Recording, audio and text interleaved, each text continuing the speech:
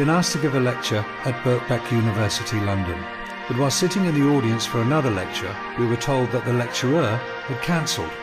After being spotted in the audience, I was then asked by the organisers if I would be able to stand in and give a spontaneous lecture there and then. What you're about to hear is a recording of that spontaneous lecture, loosely entitled An Introduction to the Occult Art of Law. I kind of set upon this subject called law. I found it very interesting. One of the first guys I met was a guy called John Harris. Some of you may know him. He's passed away last year, and we became friends. It was only through knowing him and doing a lot of research that I realized just how much hold law has over us and our lives and the way we think and the assumptions we make. There's a whole different language. It's known as legalese. It sounds like English, but it isn't. It's got very specific, well-defined meanings, which is why it takes so long to get a legal qualification. And I guess I better start at the beginning. On one side you've got law, and on the other side you've got legal. And they're two entirely different things. Never the twain shall meet, really. To make it quite simple, all acts, statutes, instruments, and what is legal is not law. It's only given the force of law if you consent. Okay? So that just goes on to one side. Legislation are the rules of a corporation, whereas law is kind of natural. It's something you're born with. It's like, as a child, most of us know the difference between right and wrong. It's one of those reasons why I guess they don't want to teach law in school, because children already know the difference between right and wrong. I mean, if you were going to be taught what law was, then you'd know the difference between right and wrong, and you'd be able to see through the kind of society we're living in now. So there are good reasons why they don't want to teach you law from a very young age. Believe it or not, we used to have a culture that did teach law at a very young age. But that was, quite a few thousand years ago now, and you've got to do quite a serious bit of digging to find that. So law is what we have. The last vestiges of that are what's known as common law. And if you ask a lawyer what law is, he'll probably say, well, law is law. But law is basically rules, maxims, bars that have remained uncontested over time. All right, that's the important bit. They've been uncontested over time. So what we have now, let's go through some of these words, and I'll translate them into English, and then you can see how profound their meaning really is. If we take the first one, the first word is registration. We're told to register so many times. We buy a piece of software, it's not going to work until we register it.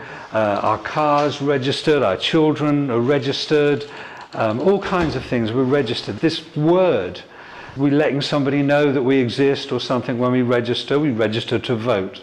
What does it mean in legal terms? It's a very specific meaning. When you register something, you are giving away whatever you are registering to whoever you're registering it with. Let that sink in, because it's really profound. Register means you are giving away whatever you are registering to whoever you're registering it with.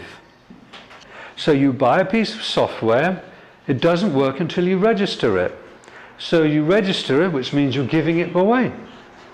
And they're saying, okay, well, you can have it back with a magic secret code, but only under our terms and conditions of use. What we'll do is we'll grant you a license. And if you're in breach of that license, then there's consequences for that. Sounds bizarre, isn't it? You buy something, you think, well, that's mine. I'll buy that. It's mine. It's fine. No, in order to read it, you've got to give it back. But I've already paid for it. And when you read it, there are terms and conditions applied to how you read it, and maybe what information you divulge from what you've read. So you can see it's a way of tying you up. But let's go on a bit further. Let's look at this word application. It's one of those things we do a lot. To get a job. Application.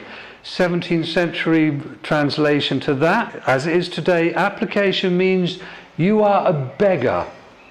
And it's presumed you know what you're giving up in order to get what you're begging for. Submit. It's not like, oh, I'll submit this to you. Submit means you bend to another's will. So if you submit an application to register, what you've done in terms of legal is you've given up all your rights voluntarily. Because remember, there's laws against slavery, but there isn't any law against voluntary slavery. We've been deceived, and it is a deception. It's an immaculate deception, really, when you start getting to the bottom of it. Let's go to the next bottom line here. What else do you register? Well, you register your birth, don't you? Your birth is registered, and you get a certificate. And if you look at that certificate, and it's an incredible document, really, when you start reading it with legal eyes, you just think, oh, it's got the mother's name in it. It hasn't got the mother's name. It says informant. And on the back of it, remember, it's got the Crown Corporation logo on it. By the way, the Crown is a corporation. It's not the Queen.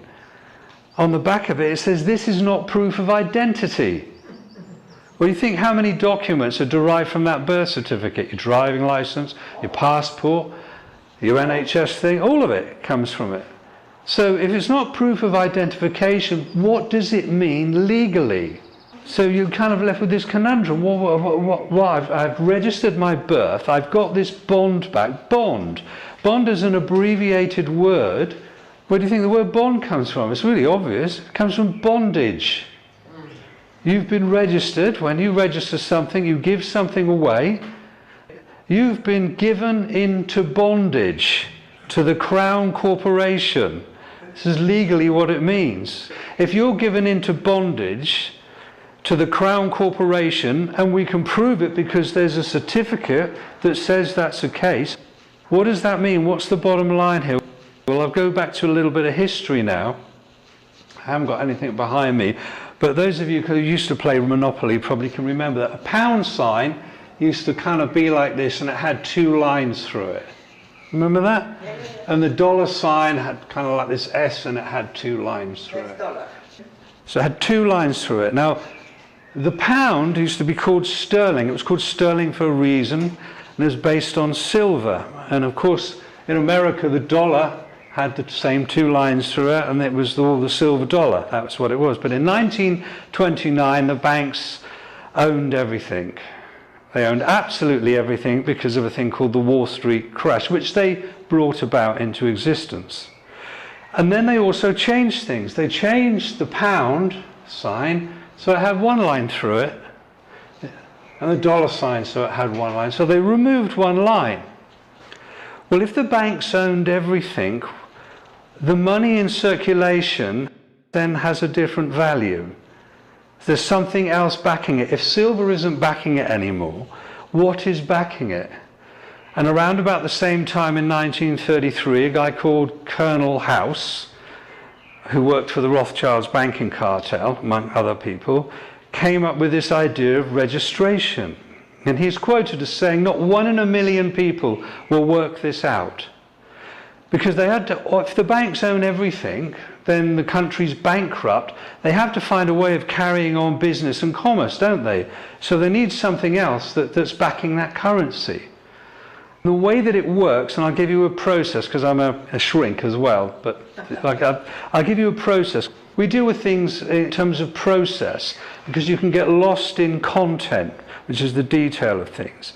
So if I was, say, for example, a dairy farmer. Now, I'm a dairy farmer, and the bank says, sorry, Alan, we've made you all the money we can, we're going to foreclose on you, you're bankrupt. But good news is we'll keep you on as a manager, seeing as you know a bit about what you're doing. So we now own your farm, and you now work for us.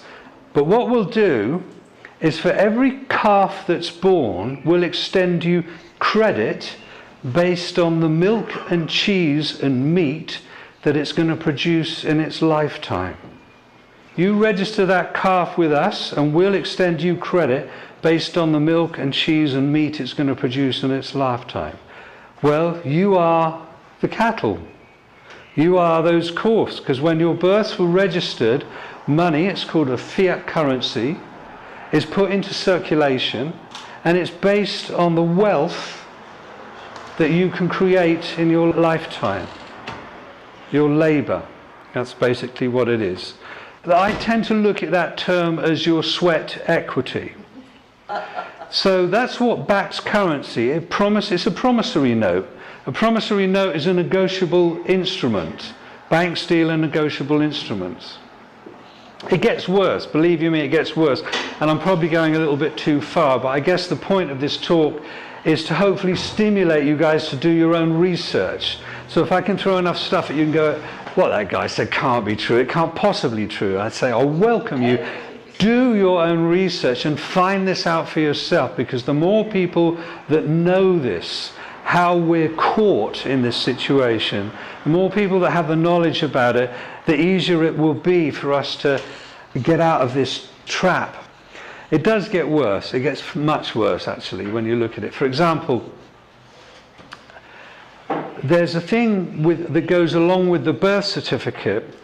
A bond is created, obviously, a contract, and that's worth money. The original title of this talk was going to be The Occult Significance of Law, because most people don't think there is anything occult about law at all. And those that would do any research would go, oh, that's absolute rubbish, Alan, that can't possibly, that I'll totally reject that. And by rejecting it, lose the opportunity to begin to comprehend what's really going on. Because there is a very strong occult aspect to law. And the reason they dress the way they do, and the terminology and the language that they use as well. In fact, it's very much an occult art. It is, in fact, the occult art of law. To be a member of the Bar Association goes back to Venice, the Venetians, which isn't a million miles away phonetically from the Phoenicians, who were kind of a race of pirates around the Mediterranean as well. And we have our laws are broken down into different forms of laws, and one of them is called the law of the sea, and one of them in the British Empire was known as Admiralty law as well, so it's very much the law of the sea. The law of business, the law of commerce, the law of money, the law of trading. Trading in slaves, trading in bales and bonds and surety. In fact, the word courtio, which is where we derive the word court from in Roman times, means to deal in bonds and surety. If you wanted justice, you go to the basilica. That's where you would get justice. Not a court. Court just deals in bales and bonds. The bench is a place, if I'm a king and I own a marketplace, I've got my guys who are on my firm there, they've got a bench and they settle the disputes in the marketplace, in the bonds and the sureties, what goes on there. If someone sold something, it's been underweight, then my guys come in and they decide what to do. And if you want to trade in that marketplace, you sign a contract. You have to be allowed, you get a license to trade. Remember I say you register, something's given to you, it's taken back to you. There are now terms and conditions. If you want to trade, you have to register your business. You have to give it all away, and it all comes under one heading, one big pyramid under the top of it, the Crown Corporation. They own it all the businesses, the whole thing, they own it all. It's registered to them. They decide what goes on. They own the money that you have.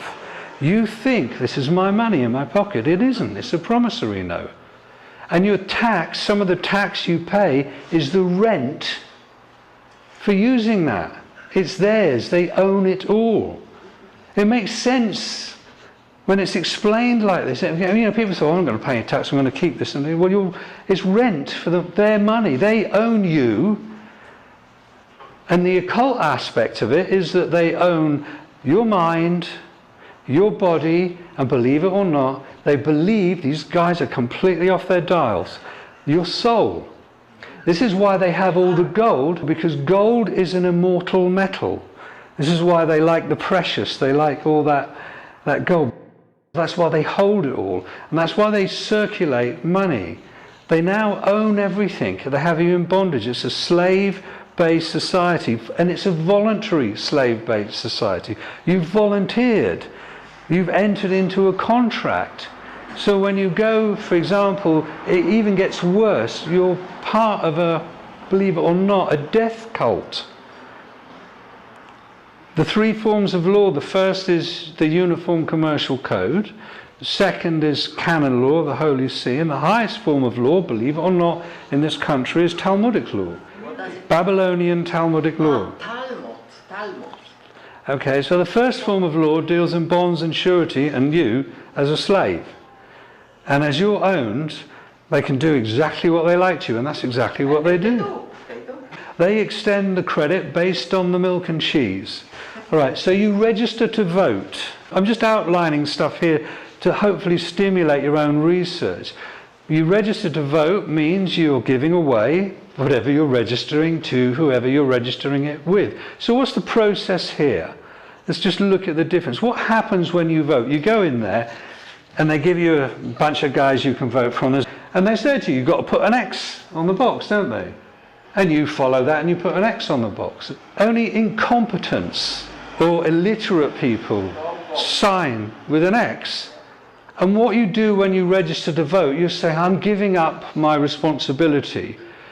I'm illiterate, and I agree, I'm a mental health outpatient, and I'll prove this by marking an X on this. And what I do, I will give whoever I put that X against power of attorney.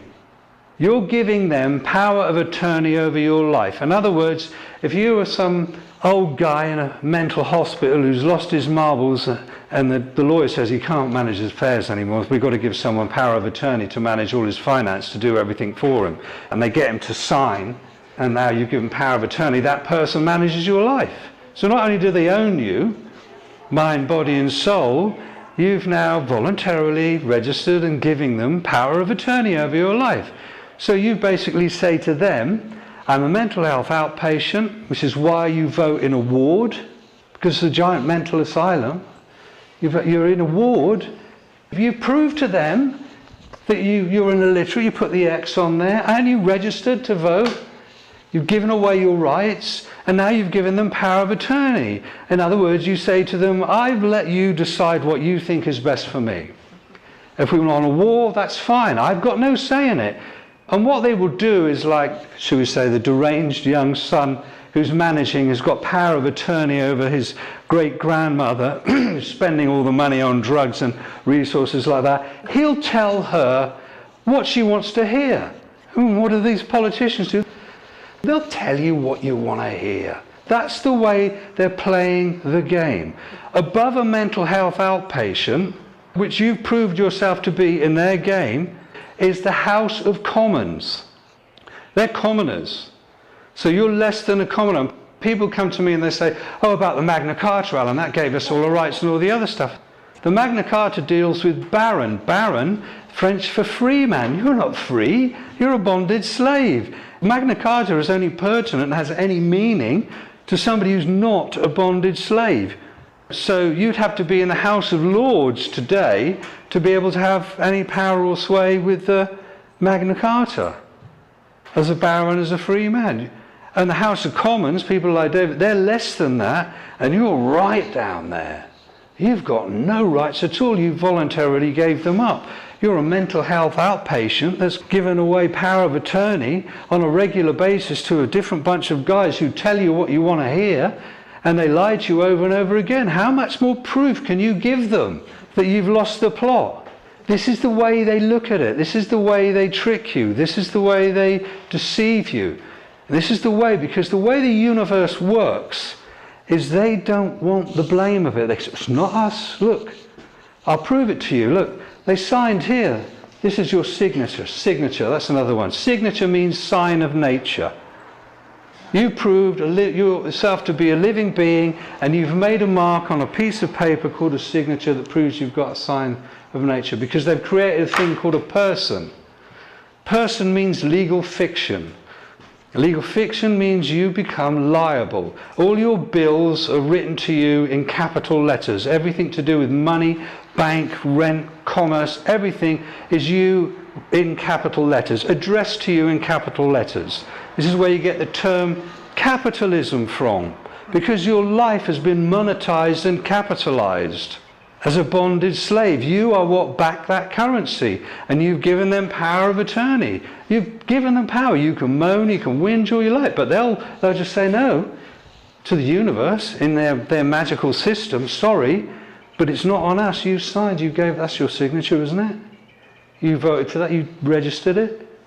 It's on you. You're responsible. It's on you. You made that decision, not on us. We don't inherit the karma, because the whole system works on an occult way on curses. It's an old curse system that goes back 5,000 years. It's dark magic. It's based on curses. It's based on sacrificing. It's based on blood sacrifice and all that stuff. Cursing, that's what it is. What do you think that money is? It's a curse based on your life that's been taken from you. You've been hoodwinked out of it. I mean, hoodwinked, that's a 33 and a third degree Mason maybe will tell you. But you've been hoodwinked.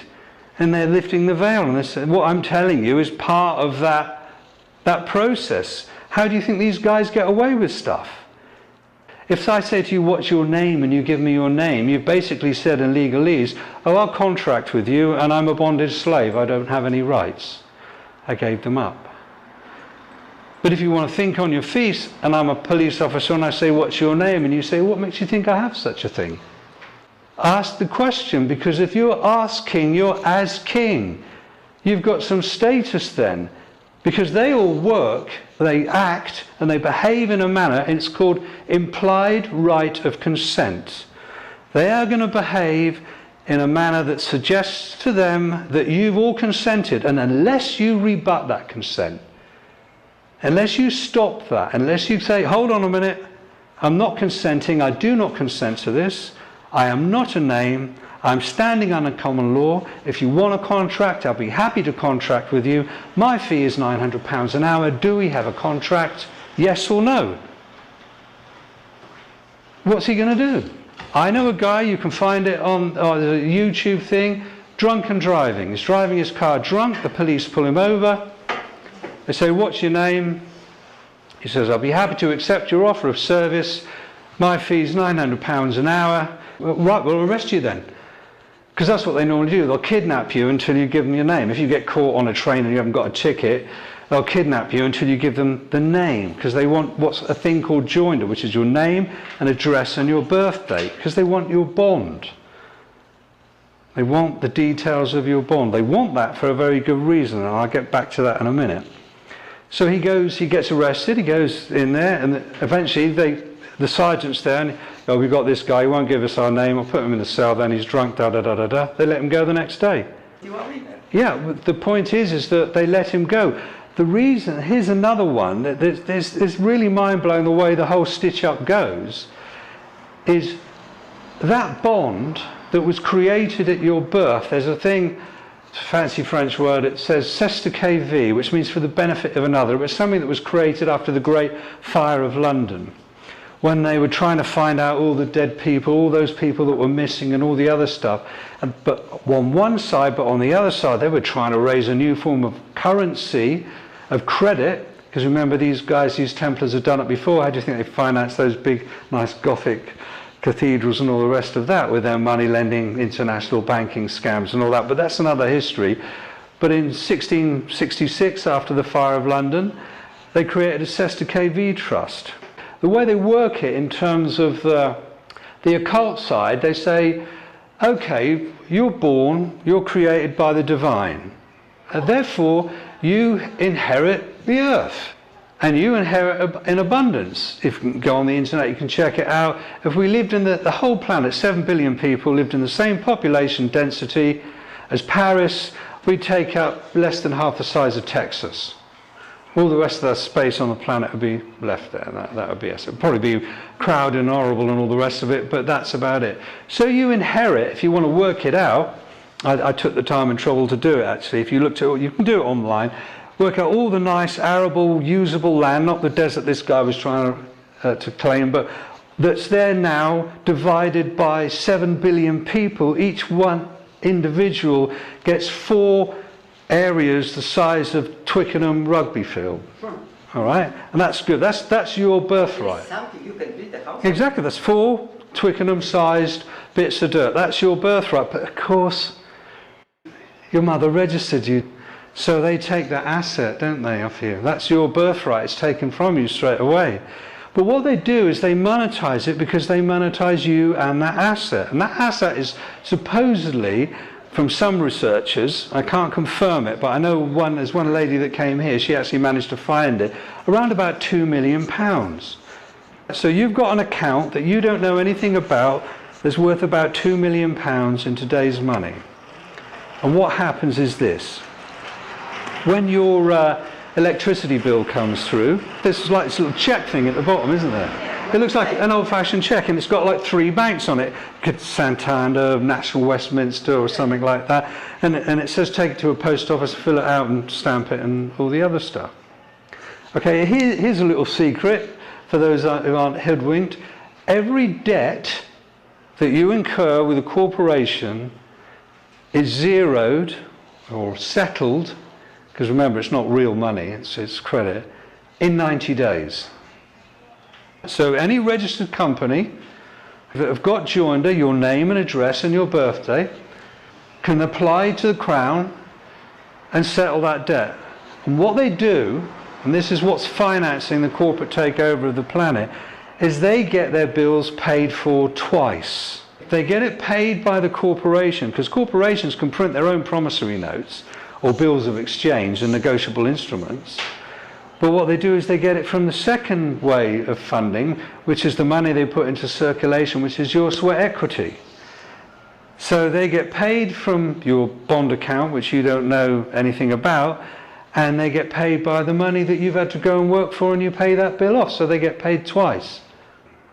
And corporations, that's what they do. And the guys that are high up in the financial aspects of those corporations know this stuff. I've dealt with them. You know, and you can play this stuff. You can say to the council tax or whatever it is, that's already been paid. It's 90 days. It's outstanding. It's been done. Prove to me that it wasn't. It hasn't been paid for. And they can't. Because what they're doing is they're technically committing a fraud. Because they're asking, it's a fraudulent, isn't it? If I say, this costs that much, and you've already paid for it, and I try to get you to pay for it twice, it's fraud, isn't it? For the normal people. Double bubble, isn't it? It's called double dipping.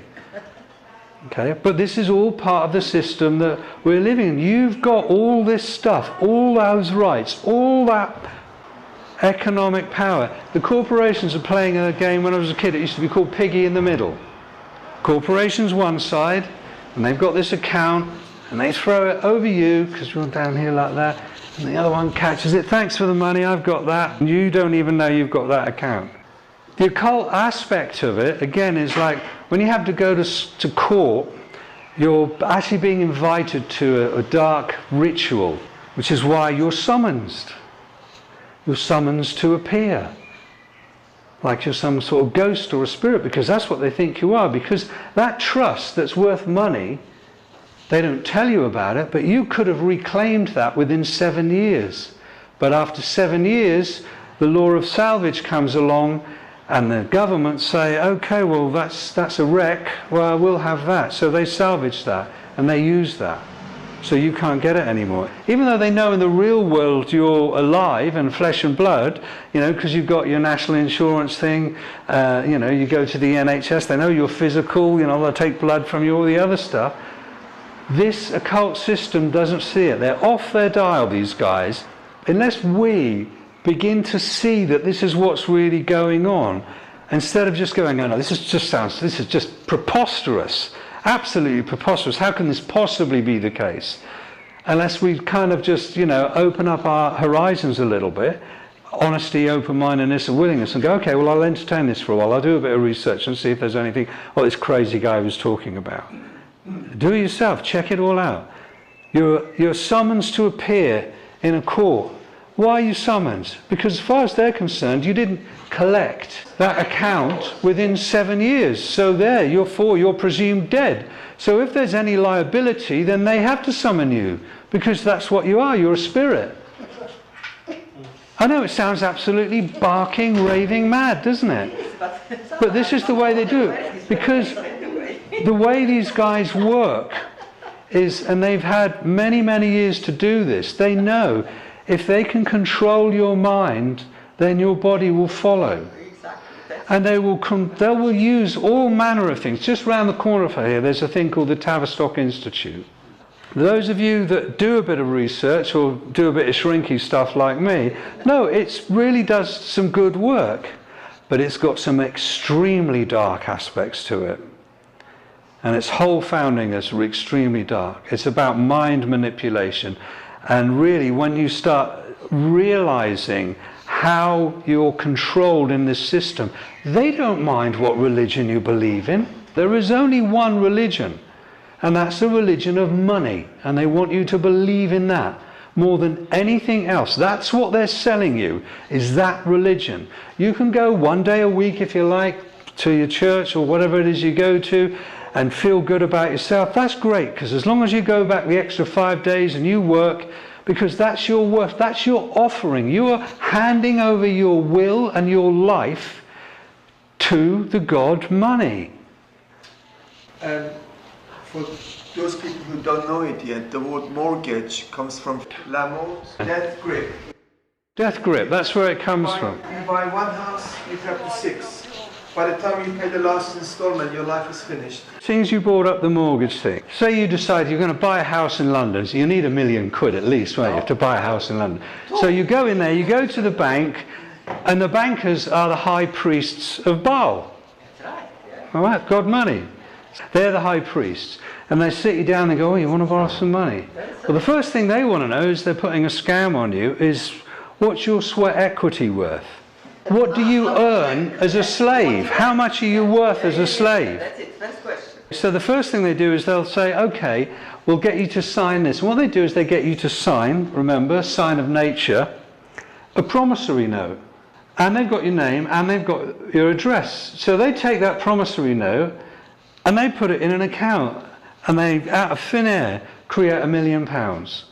They always do it double dealing, double bookkeeping. They've got your bond that you don't know you have, and they've got all your details. So if you die, that's okay. That exists. It's got currency. And then they'll talk you into an insurance policy. It's called a life insurance policy. That's the one they'll like as well. So you go into the bank, and your signature has created £1 million. Okay, right? So in effect, you've actually already bought the house. Right, but then what they do is they talk you into paying another £1 million, which they call the principal. They deceive you by saying that we're lending you this £1 million. So you've gone into the bank as a sovereign, created, living being, soul, flesh, blood, inheritance and everything. Your signature's created £1 million. They've got an undertaking from you now to work for the rest of your life to create another £1 million. And they're going to charge you interest on that as well. So you've created £2 million plus whatever interest they want to put on the top of that. What have the bank risked? A big fat zero. But then that's the religion, isn't it? Because they get you to go out there. You are handing over something of value on a daily basis. When you clock in or you go to work, you're giving the most valuable thing that you've got, your time, your life. That's you paying homage to their God. Okay, you can go one day a week somewhere else and believe that you're doing something else, but physically in your reality, you've got no choice. You're in bondage. You want to talk about freedom? Tell me how long you're going to last without money in your pocket, and then you see how much freedom you got. That's the reality. That belief is so powerful. I mean, if you were to get £100,000 in used notes and just throw it on any street, Trafalgar Square or somewhere like that, you'd see complete insanity. You'd see total violence breaking out. I've worked in rehabs. I've specialised in the treatment of addictive clients, you know, drug addicts, alcoholics. And their parents would come in and they would say to me, well, he's done detox, he's done his cold turkey, surely those cravings are gone. You know, he's not physically addicted to it anymore. I said, oh, no. And they look at me like this. I said, no, it's the psychological addiction's the most important thing.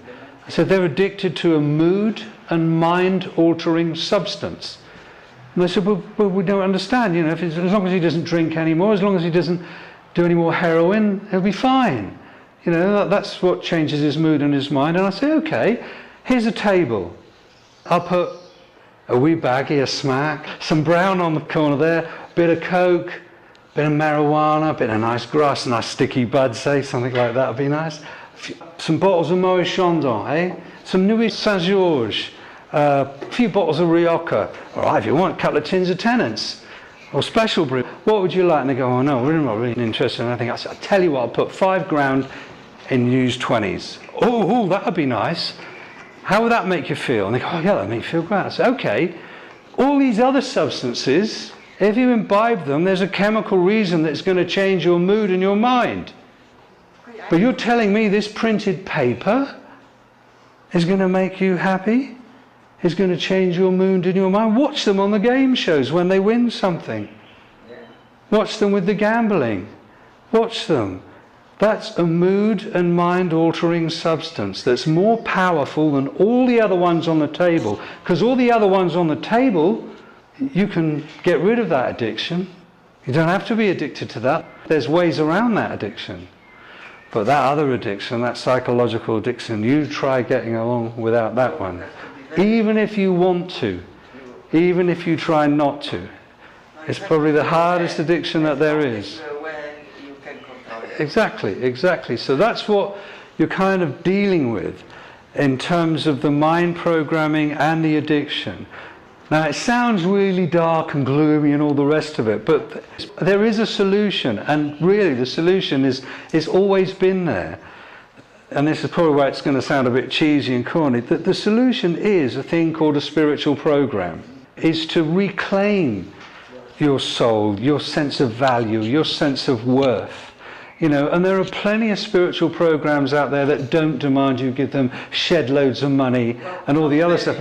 In fact, if you want to find the genuine ones, they'll be the ones that won't be wanting the money for you, because they'll be on that spiritual program themselves. And there will be one out there, if you really want it, that will fit itself perfectly to what you are.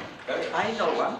Yeah, well, there's one that will suit you. There's one that suits everybody here. But what you have to do, and this was the one that got me when I worked in rehabs, the reluctance that people would have to pray. There's a meaning in this word, pray. It's because part of our social program is we have I'm going to get a bit shrinky now, we have what's called a reflective action of consciousness. That's us thinking, we're reflecting, we're not in the moment. It's a reflective action of consciousness. And what tends to orchestrate that, and it's pre-programmed to a certain extent, and it's hardwired in, it's a thing called an ego. It's certainly my old adversary, self-importance, which of course is what the whole money thing gets you in. It's got statutes. Statutes are about status. That's where you get the term statutes from. It's an act, it's not true. It's a fiction. You've been caught, you've believed in a fiction, you believe you're something that you're not. It's a deception. Maya. So you're trying to get back to who you really are and what you were really created here to do. And the thing is like when it gets to the making money thing, it's all about competition, isn't it? Dog eat dog, all that stuff. And you can sell anything, you know, you can sell arms, prostitution, drugs, the whole thing. The more money you have, this has been around ever since human beings have been around. So there is a way out. You know, I'm not going to tell you what mine is, but I found that way out, and I'm sure if you really want to, you can find your way out, but you have to do it, because at the end you won't, as I found, you won't find any kind of real value in that money material thing. You have to be true to yourself. You know, that's the important thing. A human being could mend a bird's broken wing and make the desert green again. We have that ability. It's been given to us. There's a difference between given and grant. There's an aspect of you which has been given to you. In other words, you do what you like with it. That aspect of you that has been granted is finite. And that's your life in this particular realm and this dimension. You don't know how long you got. And you're willingly to sacrifice it to get money and stuff like that, and to be part of this system. And it's who can blame you? We're all born into this. We don't know any better. Most of us, it's taken us years. I mean, it took me, I was about 40 years of age when I managed to sort of really get over the shock of being born. Really to sort of get it all together in perspective. What the hell's going on? What's all this about? All that stuff that wasn't mine that had been dumped on me, and I was going, well, no, that's not mine. That's that. I don't want that. That's right. This is mine. That's mine. That's who I am. Right. I'm going to do that. Because if you're true to yourself, then a pathway will open up to you. It will find its way if you connect to the universe in that way. Because remember, these guys that have created this spell, they know how the universe works. They've got a way of doing this dark magic and keeping you in the dark. The first solution you need is to learn, is to get some knowledge. The stuff that I've told you, learn that. I'll give you some links at the end. You can do your own research, because then when you see what I've told you is true, you need that, because once you've got that, then you go, well, I need to find a way out of here. You need to realize what your prison's like, how you got in there in order to find a way out, how the door works and stuff like that. And you've always got two options. You can turn around and go, hey, I know this stuff. I'll screw the system now. I'll get as much money as I can out of it. I know guys that do that. They learn all this legal, all this law stuff and everything, and they pass, promissory notes and negotiable instruments. They run frauds. What do you think these guys that are running things do in the City of London? What that place is all about? It's horrendous. Yeah, you can do that if you know what's going on. Or you can be true to yourself. You can say, no, this isn't what I want. I want to get back to what I'm supposed to be here, whatever that is. But I'm going to try and find out what that is. Which means I've got to let go of this. So whatever that standard of living I had before, and whatever it was based on, I might have to take a different set of life choices and find out what that is. And at the same time, you need to start following your heart and not the head. Because this is what fools you, is up here. You have to follow your heart. I'll say the G word and you think I know what I mean there. For some people, other people would say the Great Spirit, other people would say love, other people would say love is what animates the fabric of the universe and what animates you if you allow it to do so and you truly want it to do so. If you really want it to do so and you see what's going on here, you say, look, I don't want any part of that, I want to change that. I want to start taking responsibility. I don't want to be somebody that's given their life away, that's a mental health outpatient. I'm letting this system make up their mind for me. In an asylum, I'll just continually moan because I haven't made it my business to find out what's really going on. Even though in my heart, I felt something's wrong. I mean, all of you are here because you're looking for something. You're looking for something different. You've come here because what's out there, X Factors, all that other stuff on the telly and all the other stuff, isn't giving you nourishment anymore. You're looking for something else. So that's why you're here. The history that you've got now is false. It's been rewritten mostly over and over again. Right? You're just going to have to accept that. It's lots of rewrites just like Hollywood. But there was a time when there was true law of love, and there were teachers that came and taught that. And they said very clearly what was going to happen and what was likely to happen if humanity didn't change. If you kept following the moneylenders, the slave traders, with their false religions and all that kind of stuff, where it was going to go. What you have is basically this. And this goes back to a very old story. And some of you might find this uncomfortable, some of you may not, or some of you may agree. But as far as my researchers can work out, we are genetically created vehicles. We have these genetically created vehicles, and they were created by beings that, shall we say, were fallen, i.e. they didn't have souls. And we were meant to be their slaves. But there was a trick that was paid on them that they hate us for, because it turns out, after they had us being their slaves, being really willing and loving and all the rest of it, they suddenly realized, hold on, these guys have got an aspect of the divine with them. These guys have got a soul. We haven't. And that's why they hate us. And these people, if you want to put it in a psychological term, or these beings, because I'm not interested, I don't even care if you're a reptilian alien. I'm only interested in one thing. I don't care if you're black, white, yellow, wherever you come from. I'm only interested in one thing, and that's the quality of your consciousness. What is it that's inhabiting the vehicle you're inhabiting? Where's that at? Where does that want to be? Where does that want to go? That's what really matters when you get through all that divisive stuff. That's what's really important. You know, and we really need to just focus simply on that.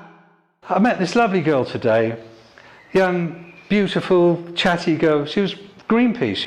I said to her, "You're selling." Yeah. She said, "No, I'm not. I'm working for Greenpeace. I'm doing something good. The pollution and all the other stuff, the government aren't doing anything, and so we in Greenpeace are doing it." I said, "I bet you feel good about that." She said, "Yeah." I said, "But somewhere along the line, you're going to ask me for a bank account, aren't you?" And she went, "Yeah." I said, "You're selling." I said, "The guys that create this world the way it is with all its pollution are the banksters and the moneylenders. You're working for them. You're selling for them. You're getting work for them. And you're feeling good about it, aren't you?" Look how clever they are. Religions, there's two authorities to get law from. One is from the divine, and the other is from the consent of the people.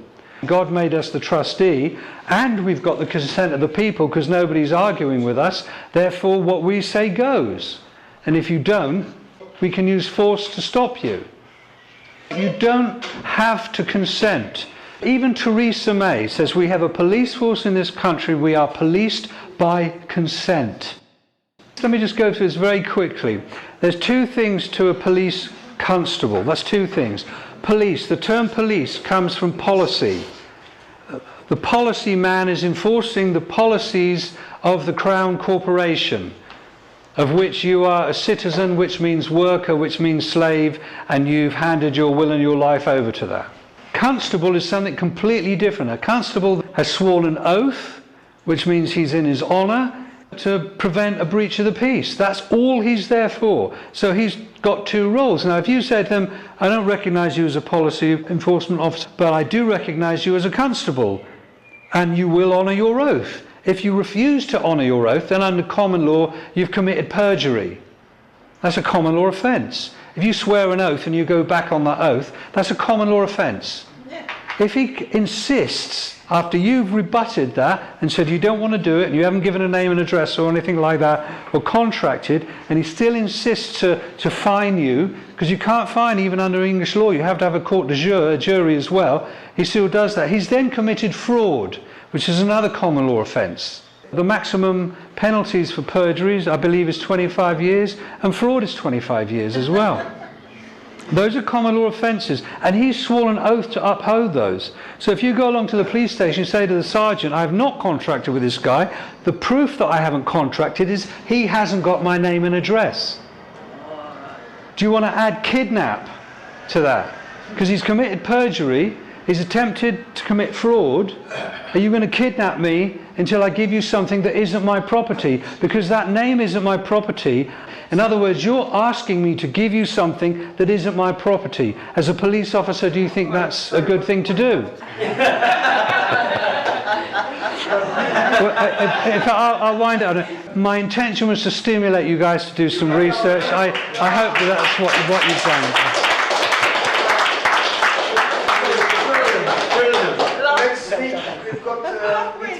I was waiting for this all my life, love. Thank you very